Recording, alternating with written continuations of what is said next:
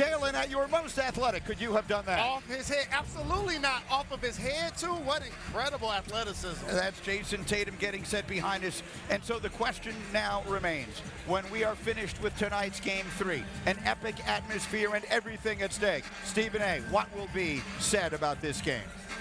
That Kevin Durant reminded the basketball world of who he is and what he's all about. Kyrie Irving would be spectacular himself, and the Brooklyn Nets survived being swept. They win a game in this series. It's down to 2-1. More so than any other first-round series in this NBA season, this has felt like a conference finals, like a finals. The first 2 games, let's keep in mind, Brooklyn had a chance to win and didn't execute down the stretch, didn't get stops down the stretch. This place is going to be electric tonight. It's a good night to be a basketball fan and watch great basketball. I'm going to talk about, after this game, the Nets use their depth. Role players usually perform better at home. So watch Goran Dragic and Brown and Andre Drummond, Seth Curry, Patty Mills all play really well. But what we're actually going to be getting our oohs and ahs from, besides KD balling, is Kyrie Irving. Kyrie Irving understands the magnitude of this stage, and I think he's ready to put on the show.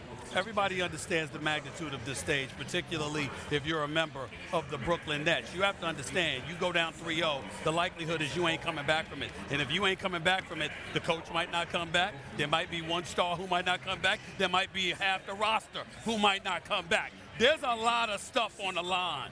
And it starts with tonight. Make no mistake about it. You're 100% right, Stephen A.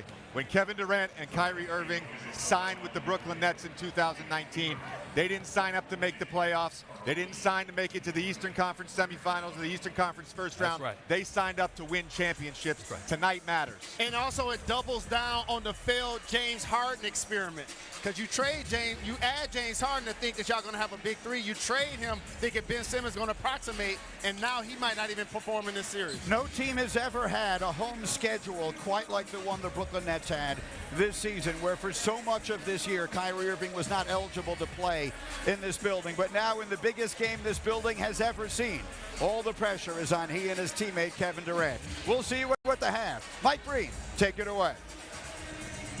All right, Mike, this fascinating series continues with so many questions to be answered, like Kevin Durant. How will he bounce back after one of the worst performances in the playoffs of his illustrious career? Going up against the Boston Celtics team that won the first 2 and led by Jason Tatum, playing with so much confidence, as we welcome you to NBA Courtside, and it's presented by Chime. Hello, everyone. With Mark Jackson and Jeff Van Gundy, Mike Breen on hand, Lisa Salters with us as well. Such an intriguing series that we've had so far. 2 games in Boston, 2 Celtic wins. How do the Nets respond? And Mark, how does Kevin Durant respond? He's one of the great shooters in the history of the game, but he has really struggled shooting the ball. What are you seeing? Oh, he absolutely is struggling, but you got to give him credit where credit is due. The first thing you got to do is acknowledge the job that the Boston Celtics are doing individually and collectively. Durant, it's time and time again. Initial defender defending him. Very physical. Second guy, a third guy gets into the picture. Discipline, stay connected. Now you got game plan discipline of switching same side screen and roll. Stay connected, and now you do the job. That's 4 guys. Again, active, pursuit, multiple epic plays, willing to sacrifice your body, flat out getting it done. A switch on the same size guys. Once again, do your job. Make life tough. Call for help, be active, come up with steals. They've been outstanding, but Kevin Durant also has to own the fact. 4 made field goals, 5 fouls, 6 turnovers. He's got to be better, Coach. He does. Durant has to be better. Kyrie Irving struggled in game 2. But who hasn't struggled is the rest of the Brooklyn rotation. They have played winning basketball on the road. Every last guy in their rotation has shot over 50%, not named Irving and Durant. If they continue to get that kind of production at home, and there's the bounce back by their best 2, they're in good position. Well, Boston has also received contributions from a lot of different players, but they're led by Jason Tatum. Jeff, he's playing like a star in every possible way. He sure is. He came into this league a natural scorer, but what he's matured into is a great, great player. And the 2 areas he's done that in is he's committed to the pass and committed to defense.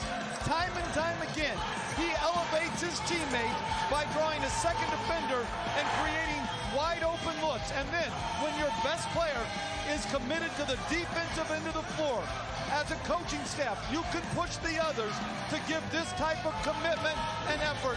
Jason Tatum has developed from a great scorer to a great player, and it's really been fun to watch. Oh, he's playing like the superstar that he is, but don't get it twisted. He's gotten help, just like on the defensive end is by committee. In game 1, 4 guys scored over 20 points for the Celtics. In game 2, 7 guys. That's 7 guys in double figures. That's the most in the last 30 years. We found a way to get it.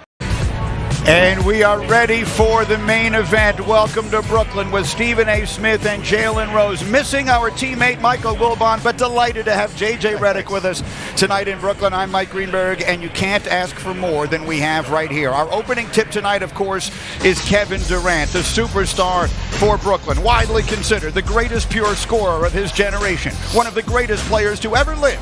But in this series, he has struggled, including an ugly 0 for 10 in the second half Wednesday that left his Nets in a 2-0 hole headed into tonight. So certainly there is pressure on Brooklyn and there is pressure on Durant. Stephen A., put into perspective what's at stake tonight. The season, as far as I'm concerned, the Brooklyn Nets lose this game, they're getting swept. It's over. They ain't coming back from a 3-0 deficit. They might win one game, so I might be engaging in a little bit of hyperbole to assume that Kevin Durant and Kyrie Irving won't win one game. But they certainly ain't coming back from it. The season is on the line in this game. And I'm not talking about just the players as it pertains to Kevin Durant, the shooter, the scorer extraordinaire. I'm talking about Kevin Durant, the leader. What are you going to get from Kyrie? What are you going to get from the pieces around you?